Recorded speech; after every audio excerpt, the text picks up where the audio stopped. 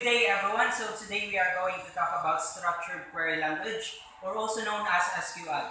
We are also going to talk about how to create a database, how to create a table and such. But before we proceed guys, let me introduce to you my co-members.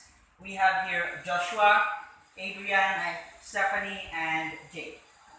So much for our vlogging introduction guys. So let's now set our mood for the discussion and start the ball rolling. Hello everyone, I'm back here again. My name is Rudy and I'm going to talk about what is SQL, and my partner Jake will be talking about what SQL can do in the later part. So what is SQL? SQL is termed also as structured query language. So SQL is a standard language for retrieving, manipulating, and accessing data in a database. So what is SQL? SQL lets you access and manipulate data in a database. And SQL became a standard of the American National Standards Institute, or ANSI, in 1986, and one of the International Organization for Standardization, or ISO, in 1987. Hi guys, my name is Jake and I'm doing my part in having a brief discussion about what can SQL do. So first, an SQL can execute queries against a database. So for example, you're looking for a hotel near your location and executing the SQL can fetch data for you.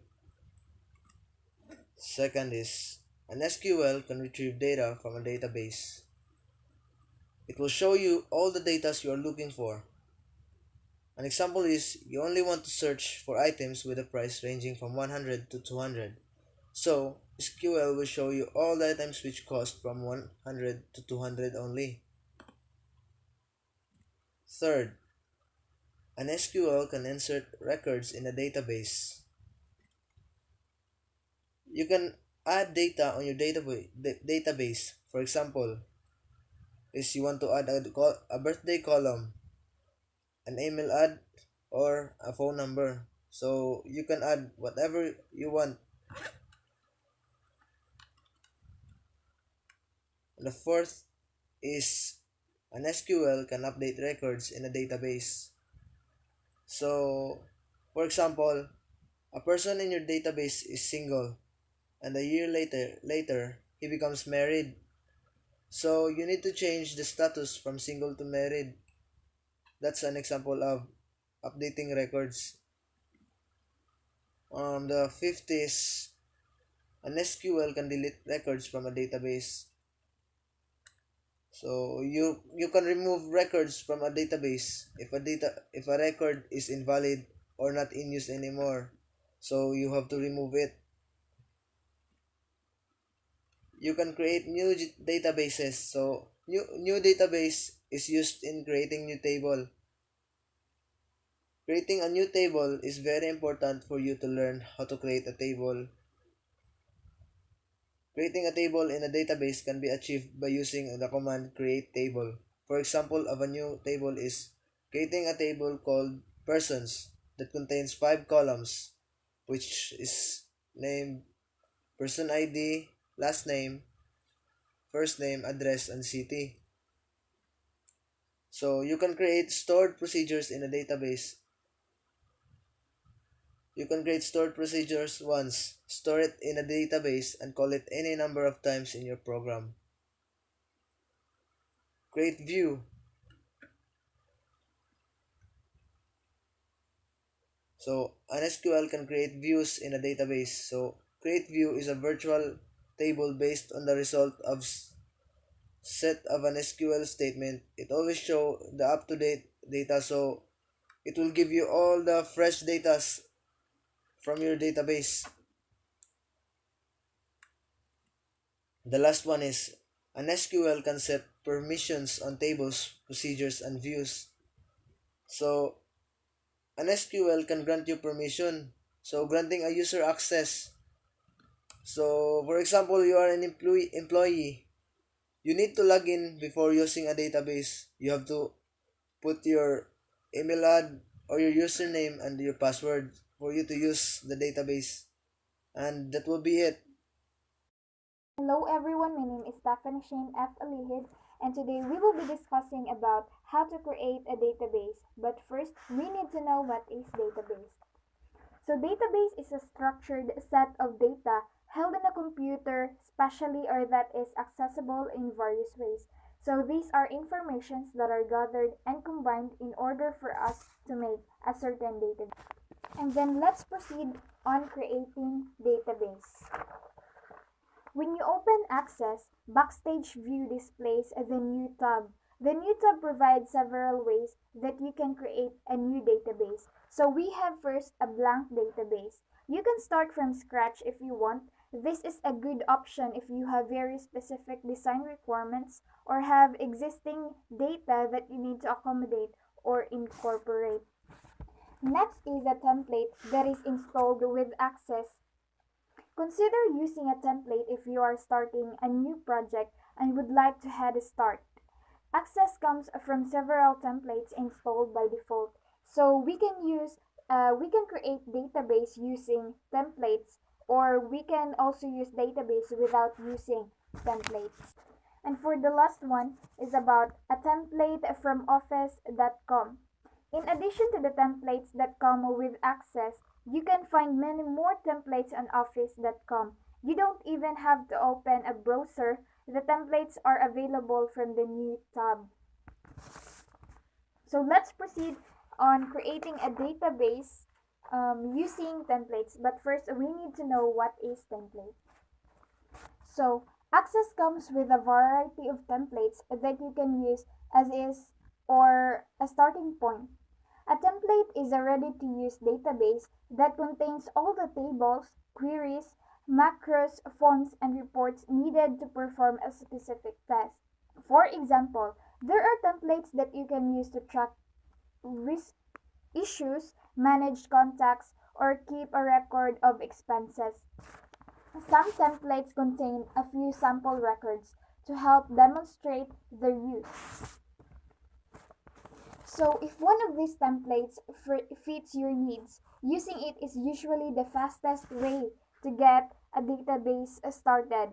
However, if you have a data in other program that you want to import into Access, you might decide it is better to create a database without using a template.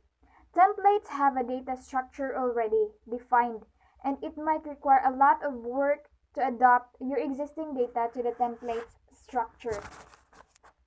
So here is the first step in creating a database using a template. If you have a database open on the File tab, click Close. Backstage View displays the New tab. And the second is, several assets of templates are available in the New tab, some of which are built into Access. You can download additional templates from office.com. And the third is, select the template that you want to use. Number 4, Access suggests a file name for your database in the file name box. You can change the file name if you want to save the database in a different folder from the one displayed below in the file name box. Click Browse to the folder in which you want to save it and then click OK. Optionally, you can create and link your database to SharePoint site. So fifth is click Create. Access creates a database from the template that you choose and then opens the database for many templates. A form is displayed in which you can begin entering data. If your template contains sample data, you can delete each record by clicking the record selection. And number 6, to begin entering data, click in the first empty cell on the form and begin typing, using the navigation panel to browse for other forms or reports that you might want to use. Some templates include a navigation from which allows you to move between the different database objects. But then, if you're not interested in using a template, you can create a database by building your own tables. So this exists, creating a database without using a template. So you can make your own tables, forms, reports, and other database objects. In most cases, this involves one or both of the following: entering, pasting, or importing data into the table that is created when you create a new database, and then repeating the process with new database, and then repeating the process with new tables that you create by using the table command or on the create tab. So first step will be on the file tab, click new and then click blank database. For the second, type a file name in the file name box to change the location of the file from the default. Click browse for a location to put your database. Browse to the new location and then click OK. And number 3, click create. Access creates the database with an empty table name table1 and then opens table1 in datasheet view. The cursor is placed in the first empty cell in the click to add column, and then the number 4 is to begin typing to add data, or you can paste data from another source. Hello everyone, so in this part of our video, I will be discussing about Sql Insert Query. So, the SQL insert into statement is used to add new rows of data to a table in the database. So we will be dealing with more examples later on. So insert into statement is used to add new data to a database. Insert into statement adds new record to a table, and insert into can contain values for some of or all of its columns. Then lastly, insert into can be combined with a select or records, or to insert records. So let's proceed to the two basic syntaxes of insert into statement. So here is the example. We have here the insert into, then table name, then column number 1, column number 2, column number 3. Next are the values. Then the value number 1, value number 2, value number 3, and so on. We have here in the last part value number n because we don't know what number will it end. So we represent n as the number or the value number.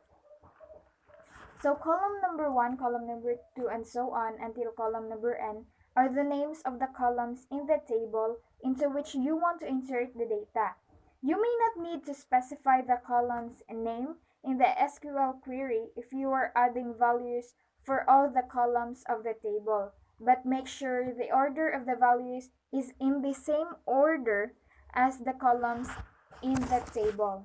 So let's proceed to the SQL insert into select statement. So select statement copies a data from one table and inserts it into another table. Here is an example. Insert into customers, then the table, in the table we have customer's name, city, then the country. Next is we have to put the select, then the supplier name, city, country, then from suppliers. Next is the syntax. In the syntax, it copy all the columns from one table to another table. So it means it transfers the columns from one table to another table. Here is the example. Insert into table number 2, then select, then this symbol or the asterisk, then from, then the table number 1, the next is where, then condition. We will be giving more example about the SQL insert into. Here is the example. The following SQL statement inserts a new record in the customers table. So it means the table name is the customers. Here is the example. Then we have here insert into, then customers, then the informations, the customer's name, contact name, address, city, then the postal code, and then the country. We have also the values. the cardinal, then Tom B, then Erichsen. It will it here we are putting here the all of the informations about the customer. So we need to be careful in inserting data, because in inserting data we only insert data in a specified columns. It is also possible to only insert data in specific columns, just like this example. Insert into, then customer's name, city, country, then the values, cardinal, then the informations here. And lastly, we have here the SQL insert into syntax will be as follows. So here is the example. The insert into table name values. For example, we will be having a value number 1, value number 2, value number 3, then value up to value number 6. So the example will be like this. We will be having the values up to number 6. We will be putting all the informations about the data in this certain information. Syntax creating table. In creating a basic table requires its table names, defining its column, and its data types. The SQL statements are the unique keywords that tells the system or the database system what you want to do. Example, let's create a table for a person. So first let's create table, then followed by the table name as person, then what are the things that the person has. Let's say our primary key is for ID, because ID is a unique, and next is name of person, then the phone number of this person, then address. Okay, that's it. Then the system will automatically create a table which is named as person. Then the system will automatically add this data as my column in my table. So as you can see, I have 4 columns here, so the system will copy these 4 columns.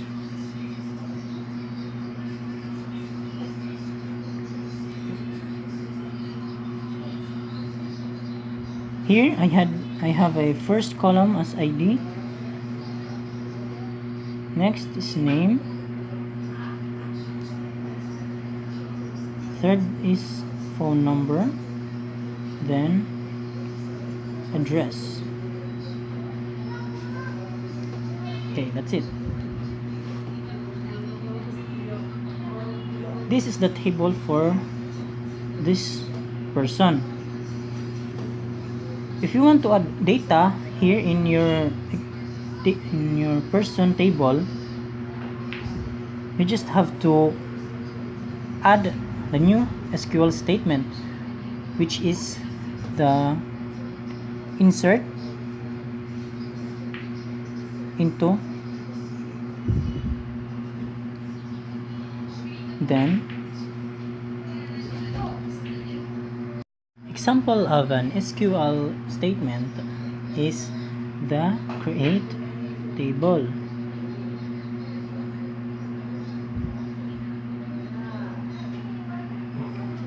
This phrase tells the system that the user wants to create a new table.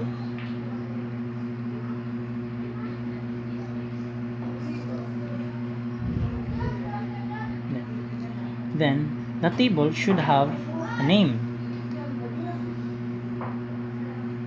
So here, after the create table, it is followed by its table name.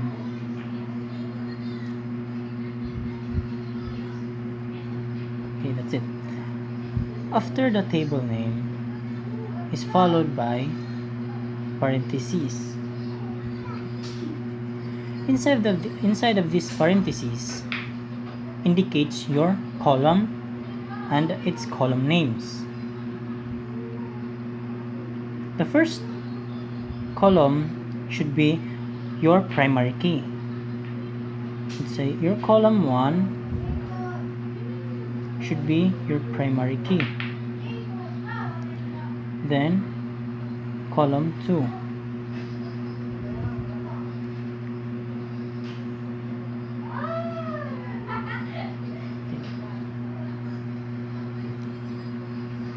As you can see, I only had three columns, which composed of column 1 as my primary key, column 2, and column 3. Then the system will automatically count how many columns should it create. So I have only 3, then the system will create only 3. The first column, which is my primary key, and the second and third column. The system will print these column names in here respectively.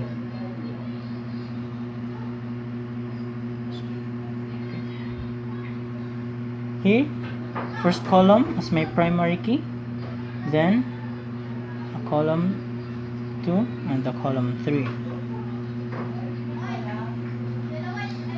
That's it.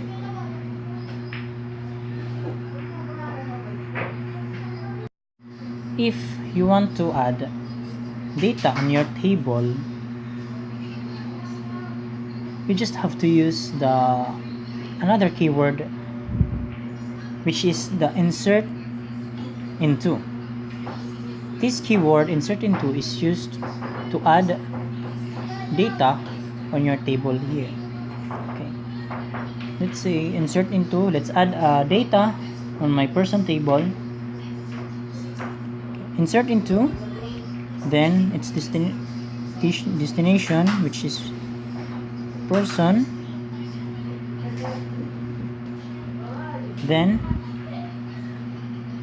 open parentheses,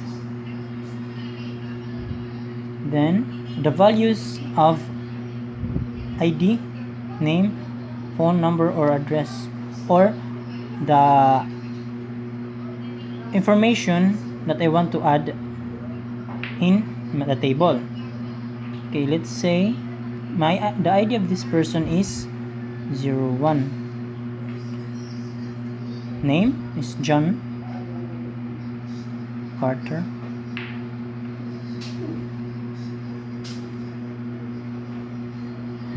Then phone number, let's say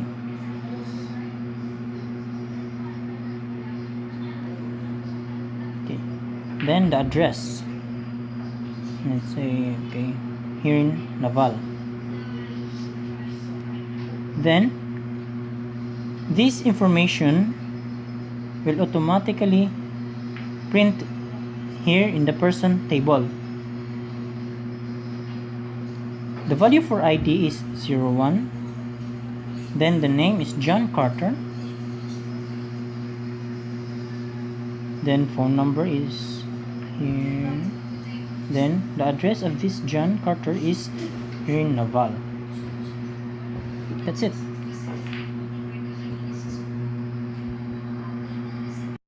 Hi everyone, so today I will discuss to you about drop table, and it says here that it drops commands, views, tables, and databases from our DBMS. So from the meaning itself, it drops commands, it drops tables and databases from our DBMS. So we have here some example. We have here dropped object type object name. This is an example of a command. And we have here drop table, example of table, and we have here drop view for students, example for dropping of views.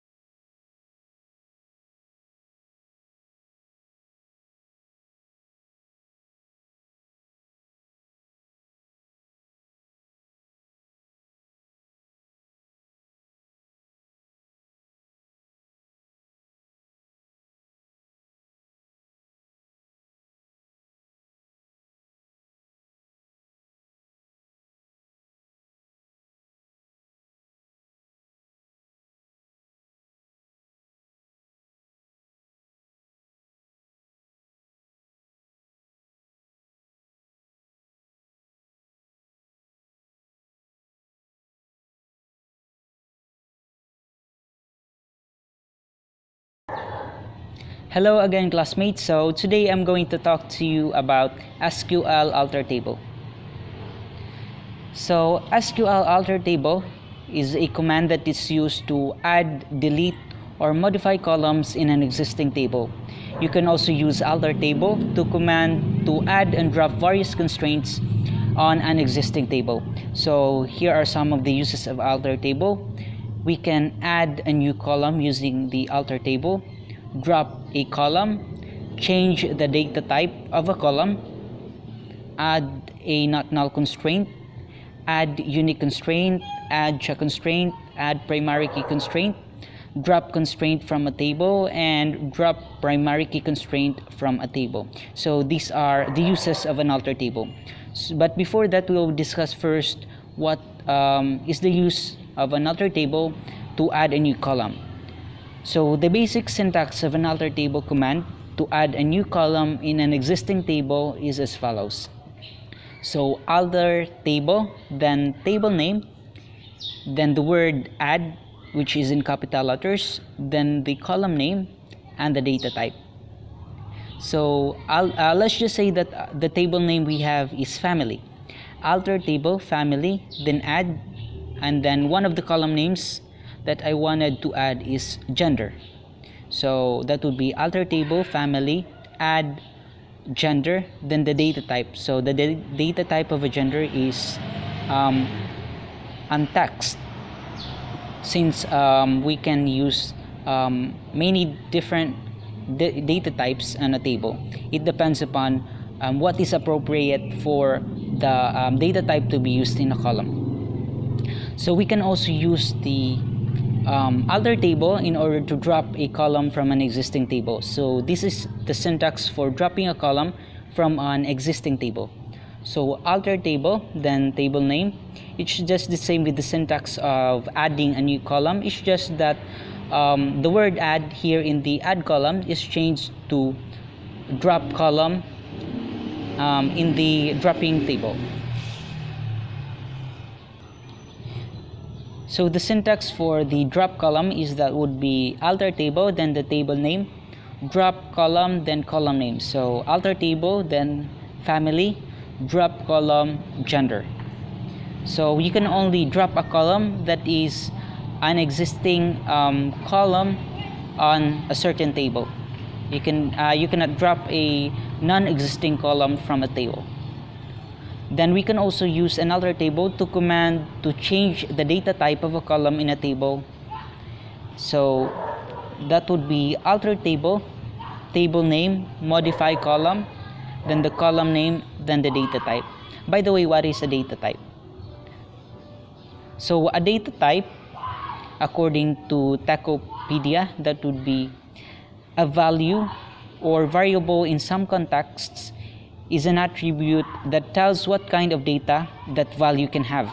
Most often the term is used in connection with static typing of variables in programming languages like C or C++, Java, and C#, etc., where the type of a variable is known at the compile time. Data types include the storage classifications like integers, floating point values, strings, characters, and etc.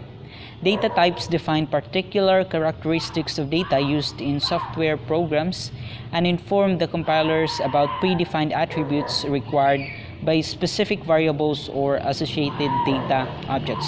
Or in simpler terms, data types can be associated with text, integers, or etc. because data types have many is composed of many types. That would be numeric data types, date and time data types, string data types, or spatial data types. So let's go back to the syntax. So the syntax for changing the data type in a column is alter table, then the table name, modify column, so it's all capitalized, then the column name, then the data type. So let's just say alter table, family, modify column, gender, then text. So that's one of the examples. So the basic syntax of an alter table command to add a not null constraint to a column in a table is also as follows. So alter table, then table name, then modify, the word modify is capitalized, then column name, then data type, not null. So what is not null?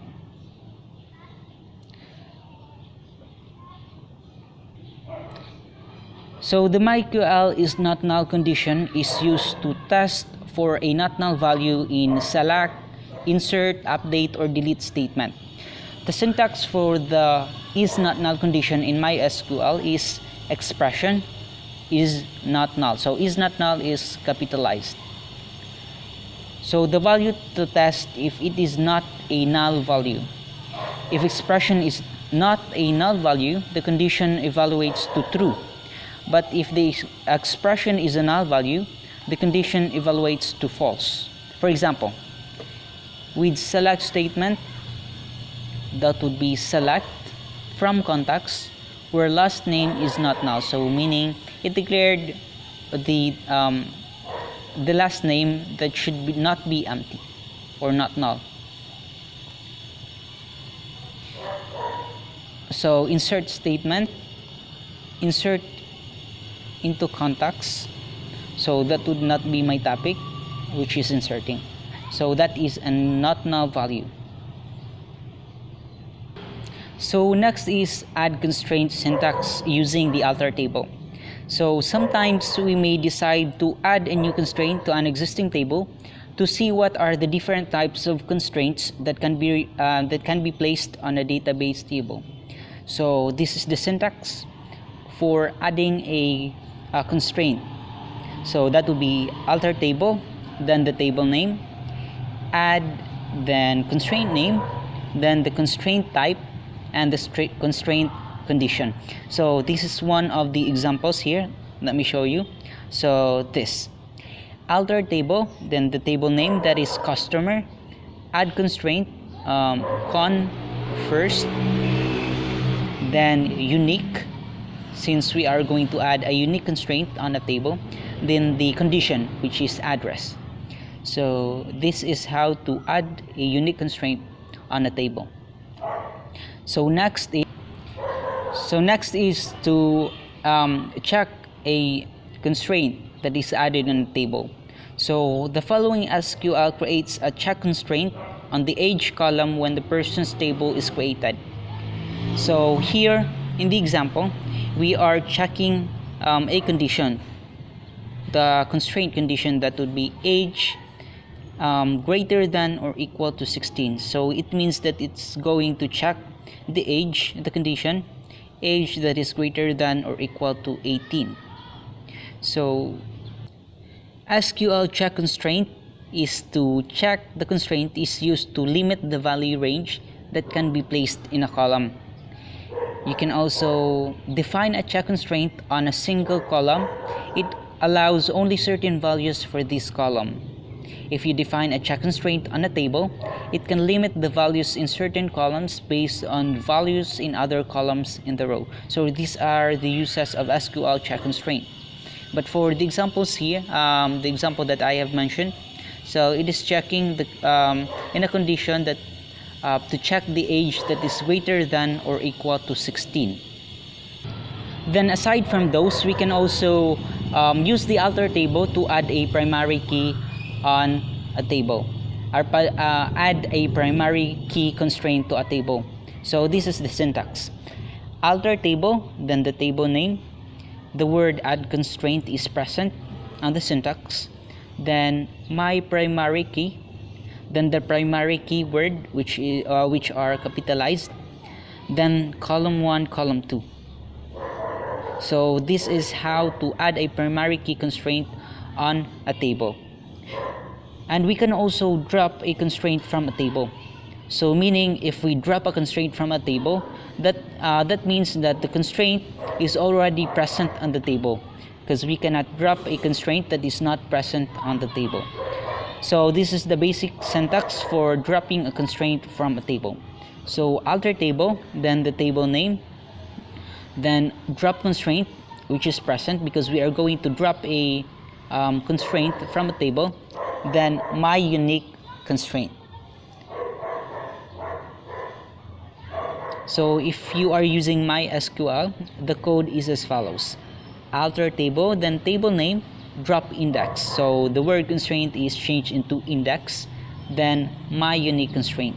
It's actually the same, it's just that this gives a predefined instruction that if you're using MySQL, this is the syntax that would be followed. And we can also use to drop a primary key.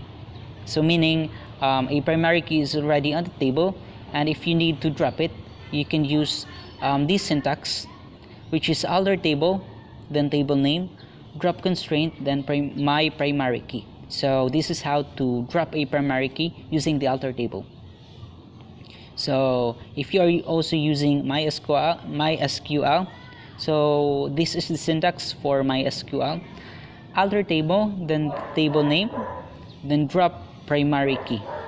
So it's different from the above: drop constraint, my primary key, and while you are using MySQL, so drop primary key. So we have here one of the examples from the discussions that we have from the top. So consider the customers table having the following records.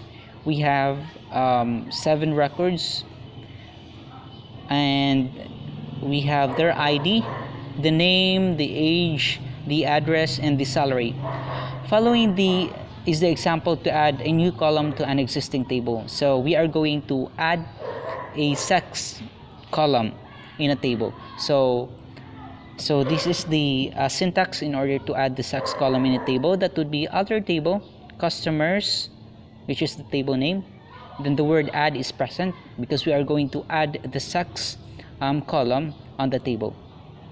So after doing that, we have here the sex column on the table already.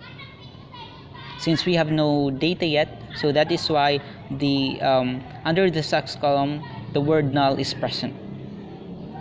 So following is the example to drop sex column from the existing table. So if you wanted to drop the existing sex table from the customers table, so this is how you should do it. So the syntax is alter table, then the table name, which is customers, then drop the sex column. So now the customers table is changed, and following would be the output from the select statement. So as you can see, the sex table is already been deleted. So that is the use of deleting dropping the sex column in a table. So I hope you have learned something from our discussion, guys, and once again, thank you and good morning.